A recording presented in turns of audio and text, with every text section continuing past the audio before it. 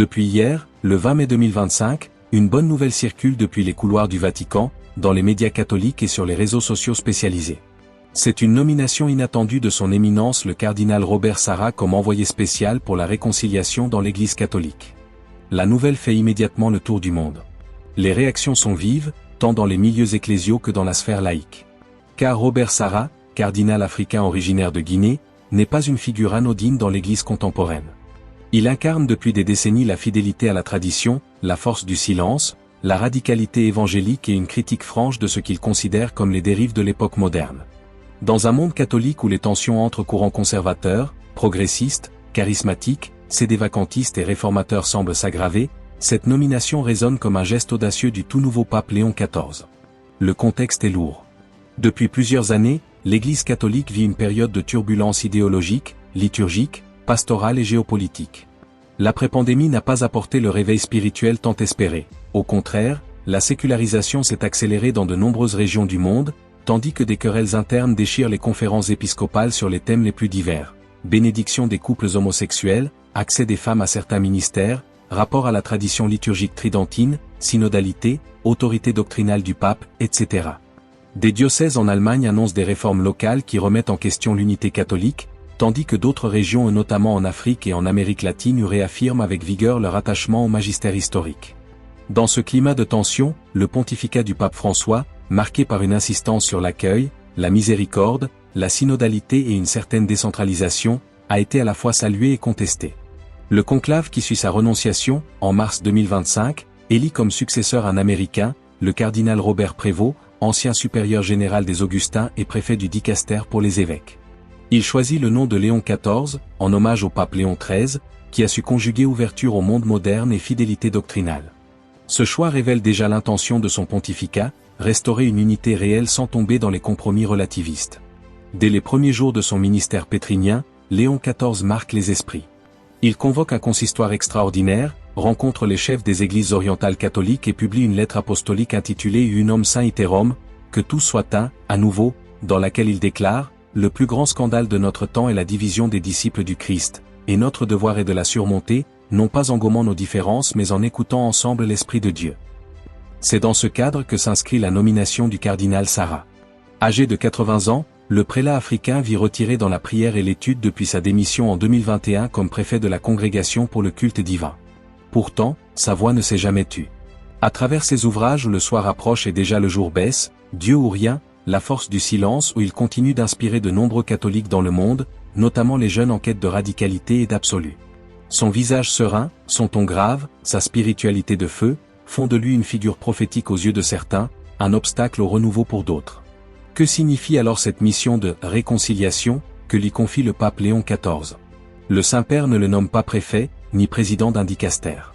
Il ne le renvoie pas dans les arcanes administratifs du Vatican. Non, il le désigne envoyé spécial, terme rare et chargé de sens, comme on parlerait d'un ambassadeur extraordinaire, d'un émissaire de confiance. Selon les sources proches du pape, il s'agit d'une mission à la fois pastorale, théologique et symbolique. Le cardinal Sarra sera chargé de visiter certaines églises locales profondément divisées ou en Europe, aux États-Unis, en Afrique australe et en Amérique latine pour y porter un message d'unité, de conversion et de fidélité à la tradition vivante de l'Église. Il sera invité à dialoguer avec des communautés sédévacantistes, avec des groupes ultra-progressistes, avec des évêques en désaccord, avec des mouvements de jeunes, avec des religions en crise. Dès l'annonce, les réactions ne tardent pas. Le cardinal Marx, en Allemagne, exprime son étonnement mais salue, un geste de confiance envers un homme de prière. Le cardinal Burke, retiré dans un monastère au Kansas, envoie une lettre publique de soutien. Au moment où certains s'en réjouissent, d'autres manifestent leur mécontentement sur les réseaux en s'interrogeant: pourquoi confier une mission d'unité à un homme réputé intransigeant? Mais ceux qui le connaissent personnellement parlent d'un homme profondément humble, animé d'un amour immense pour l'Église et d'un respect absolu pour le pape, quel qu'il soit. Le cardinal Sarra, lui, a accepté la mission dans un silence monastique. Lors de la conférence de presse qui suit, il lit un bref message: le Saint-Père m'envoie. Je vais, non par ambition mais par obéissance. L'Église est ma mère. Je l'aime d'un amour brûlant, et je souffre de ses divisions. Je n'ai pas de solutions humaines à offrir, mais je porterai dans la prière et la parole ce que le Seigneur veut nous dire. Je n'irai pas pour convaincre, mais pour écouter, bénir, encourager. Cette attitude désarme nombre de ses critiques. Et très vite, le ministère itinérant du cardinal Sarah commence. Mais quels sont les défis qui l'attendent dans sa nouvelle mission? Voyons quelqu'un, au sujet de l'Europe, l'Allemagne constitue un défi majeur. Parce que là, il se rencontrera avec les membres progressistes du chemin synodal, qui voulaient à tout prix changer la doctrine de l'Église en plaidant pour le mariage homosexuel, le mariage des prêtres, le sacerdoce et le diaconat des femmes. Au sujet de la France, il sera devant une société minée par la maçonnerie et la sécularisation depuis la Révolution française au nom de la fausse liberté, égalité et fraternité.